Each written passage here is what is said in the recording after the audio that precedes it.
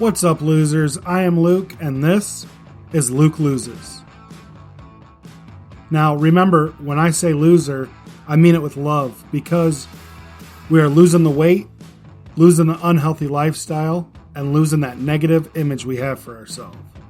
As always, I do not have any fitness or nutrition education.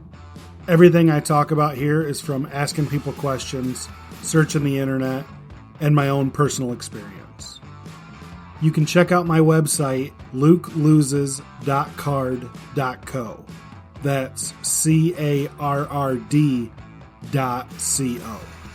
If you go on there, you can find all the links to my Instagram, Facebook, YouTube, and some links to where you can find the podcast. All right, so let's get into the episode. Today, I will be talking about issues with food.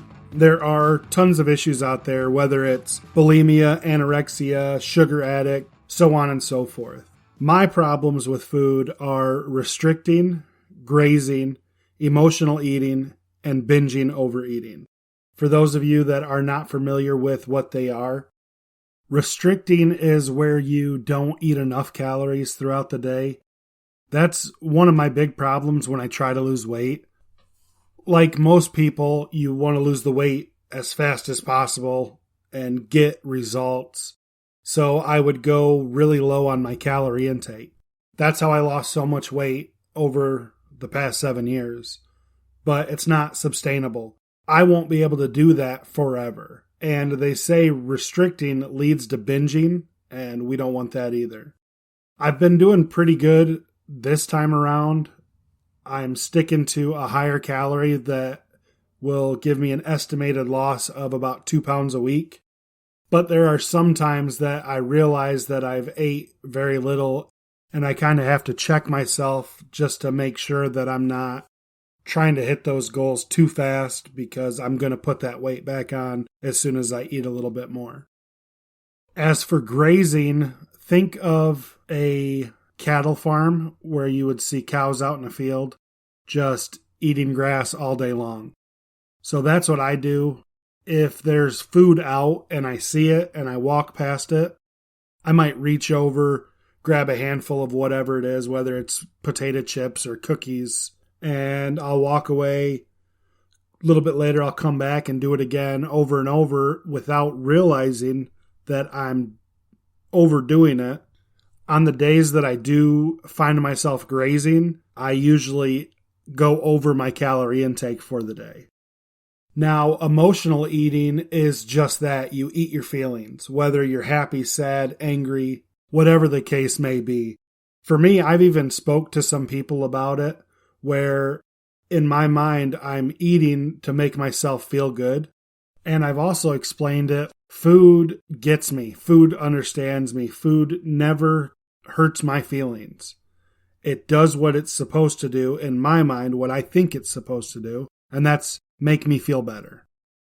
And all three of these issues with food leads to my next one, whether I go into a binge or overeat.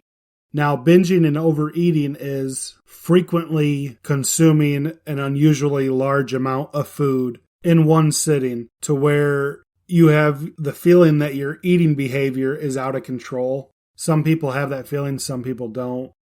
But a lot of people have at one time binged or overate, whether you're at a holiday dinner or out at a buffet with the family, and you get that stuffed feeling, you know you overdid it. But for people that are binge eaters and overeaters, it's a regular occurrence. It happens pretty much every day. And for me, when I did it, the feelings I got were amazing, even though I felt disgusted. I'll get into that more later. Now, for me, people ask me, why do you binge? Why did you overeat? Why did you do that? And I'm not sure why. There's no food in particular that makes me go into a binge or an overeat. It just happens when I feel like doing it. I recently made a list for foods that make me binge, and the list went on, but I do have some foods that I binge more than others. Like peanut butter. I love peanut butter, and I will eat it right out of the jar. I'll eat the whole thing, and peanut butter is so high in calories. After a couple spoonfuls, I'm at 700 calories in just peanut butter. So when I have ate before, whether I'm binge eating or not, up until recently, I've never got a full feeling. I've got a stuffed feeling where I overdid it, but I've never been halfway through my plate and been, oh wow, I'm full. I'll save this for later or just throw it out. I've never done that. If it's on my plate, I'll eat it. If it's there, I will try to eat as much of it as possible. I get almost a high feeling from it, like food is my drug, and I am just in a trance of great feeling and love. Now, recently, for the first time, I had that full feeling. I can't remember what we were eating, but I looked at my wife and I said, babe, I think I'm full. And she said, you think you're full? And yeah, first time ever, I was done with my plate before it was finished. It definitely was a weird feeling getting that for the first time. So the feeling I got when I ate would be satisfied, but it was from what I did. All the food that I just consumed, the great food that I love, whatever it was, it made me feel good. And that's what I was satisfied from. Never full, but satisfied. I would get stuffed, that disgusting feeling you get when you overeat at a buffet. I would strive for that every time I ate. I loved that feeling. Now, picture Kevin from The Office, if you've ever watched the show. Every time he bites into a candy bar, he just screams out, oh yeah. That's the feeling I get when I eat anything. It's not just the food that I love, it's the whole form of eating. Chewing it, swallowing it, feeling it travel through my body, and having to undo my pants and belch and just, ugh. That is such a great feeling to me. It sounds crazy, and I'm sure it is, but that's what I loved. The best way to explain what's going through my mind when I'm doing this is, in the movies you see an angel pop up on one shoulder and a devil pop up on the other. My devil's saying, keep eating, it's great, we love that feeling, keep going, keep going. And the angel's saying, why are you doing this? You know you're going to feel like crap for the next couple days. Why are you doing it for just that moment of satisfaction? And I usually give in. But as of lately, I've been doing really well with sticking to my calorie count, sticking to a healthier food choices, and not overdoing it. Now, one of the last times that I overate, I remember I made a bag of pizza rolls, and it's not a plate of pizza rolls, an entire bag on a giant plate. I microwaved them, and don't give me crap for microwaving my pizza rolls. Hey, I'm a fat guy and a food addict, and it's a lot faster than the oven. And I don't know if normal people who eat the right amount of pizza rolls know about this, but when you put too many in the microwave, they don't all cook at that mark, whatever you put it in, 3 minutes or whatever. So I'm sitting there eating these pizza rolls, shoving them in my mouth. Some of them are cold. Some of them are too hot. I'm loving it. I'm in it like, oh, this is so great. I love this. But then at the same time, I'm thinking, why are you doing this? For me, it's always that feeling of accomplishment. Like one time, my buddy and I, my truck broke down and we were sitting on the side of the road for a couple hours. We got it going and we went to a McDonald's, and we joke about this, and he thought it was the funniest thing he ever seen, but I got a large thing of fries and I pretty much dumped the whole box in my mouth, and I'm trying to chew them while I'm driving. It was like I was starved, but I wasn't even hungry. I just wanted to eat. Another time, there was a restaurant that if you ate this giant burrito, you got a t-shirt and the burrito was free. They give you an hour, and I did it in I think 15 minutes. Another example of me overeating, there was a restaurant near here that had a 64-ounce steak. And if you ate it within an hour, it was free. If you didn't, it was $75. It comes with a baked potato, salad, and I call it a pop because I'm from Michigan. Most people call it soda. I drank 6 pops. I ate the salad. I ate the baked potato, and I ate the whole 64-ounce steak. Now, you only have to eat the steak, but I ate all of that 24 minutes, and that was 7 minutes faster than it had ever been done before. I was so proud of that. I told that story over and over. I was just so proud. Another thing, drinking. I had a giant beer mug that would hold 3 beers. And I could slam that mug, drink it all down super fast. I would go to the bars with that beer mug and challenge people and say, if I can drink this faster than you can drink your beer, which was like a 1.5 can beer mug, I'll buy you a beer, or you buy me a beer, or buy me something from the grill. And I would do it, and I would always win. I would never lose. So I got so much free food and free beer that way, and I was destroying myself doing it, but I loved it. And a huge part of why I loved it was people would cheer me on and tell me how badass I am because I could do that and nobody else could. And same thing with the steak or the burrito. I would do it and boast about it because I knew I could do that. And people would think it was, in quotes, cool. And it never was. I was just destroying myself and my insides. When I ate that steak, it was horrible for the next week and a half. Anything I did, I felt miserable. But you can believe I ate. I didn't starve myself after eating that. I still ate. I think we even went out to eat afterwards. Ridiculous. Insane. And all these things tie into a food addiction and a unhealthy relationship with food. And that's what I strive for.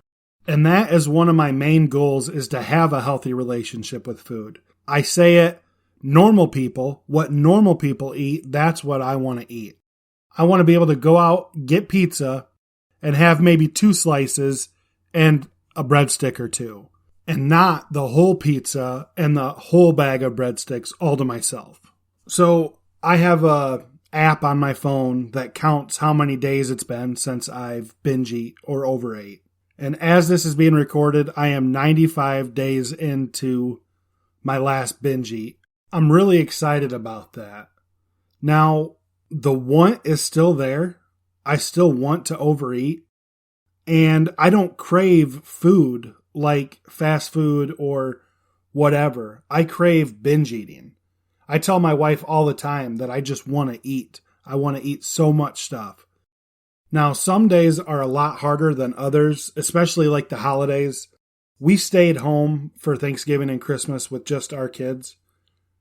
And on Thanksgiving, we ate, my wife and I had finished, and the kids were still eating. So we sat at the table just talking, and I would reach over and grab this or grab that and start eating it. And my wife noticed it. I know what she was trying to do. She was trying to be slick, and she said, "Babe, let's go sit on the couch." And it worked. It pulled me away from the food. And instead of sitting there grazing, I walked away and I didn't overeat, which I'm thankful for. And after everyone was done eating, I did the dishes while she put the food away so I wouldn't be tempted with eating it right then and there. Christmas was even worse. We didn't do a traditional Christmas dinner. We did chicken wings, different kinds. We did fried, we did seasoned, whatever. And I went back for a second plate.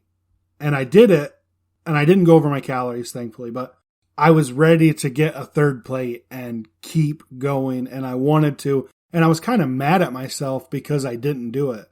But I thought to myself, why do this now for a little bit of satisfaction when I'm going to be miserable for days later? And that leads me into another thing. I may have touched on this a little bit in another episode. I'm not sure. I can't remember. I at least thought about it. But this was a few years ago when I tried to lose the weight before I realized that I had a food addiction and all these other issues with food. But I wasn't going to eat any birthday cake. My wife said to me, "You have to. It's a birthday party. That's required." I stuck to my guns, said no, I didn't eat it. But now looking back, I understand that if I would have ate that piece of cake, that's all I would have thought about for the next week. And I wouldn't have been able to shake it, and chances are I would have overate. So one of the tools that I have that I've been using that has really helped me is a 12-step program for overeating and food addiction and bulimia. Anybody who's got any issues with food, it's there to help, and it's free. I found the program, and there's so many people in it. I've been in meetings on Zoom where there's 300 people. Now, that's extreme. That was a Thanksgiving meeting. For the most part, it's about 30, 40 people, and it's full of people like myself that have these struggles and understand it. Now, the people in my life, I love them dearly, but if they're not overweight and if they don't have this problem, they don't get it. Most of the time, they just say, well, just eat less if you want to lose weight. For people like me, it's not that simple. It is a mental game. It is a struggle every day. And with this program, I've gotten to meet some amazing people. I've got about 50 new phone numbers in my phone that I can message or call if I'm struggling, and they get it, because if they're not going through it right now, they've been where I'm at and can help me through it. It's an awesome program. I absolutely love it. So now I will move on to my weigh-in. This morning when I stepped on the scale, I was 370 pounds. So this is 2 weeks in a row I've lost 4 pounds, and I've been at my calories. So I'm not restricting, but I'm continuously losing the weight, which is awesome. And I'm really excited. And at 370, I reached a goal. Now, my main goal is 250 pounds. I do 15-pound mini goals in between. I don't give myself a time limit. I just shoot for it. So if it takes 8 weeks or 3 months, whatever, I'm not discouraged because I'm heading in the right direction. Thank you all for listening. Again, you can go to my website, lukeloses.card. That's CARRD.co. All my links are there. Feel free to message me, email me, whatever you want, whenever you want. I'll get back to you as soon as I can. And if you enjoyed the episode, please, if you know somebody who struggles with their weight, losing weight, keeping it off, food addiction, and you feel like they could benefit from it, please share this podcast with them.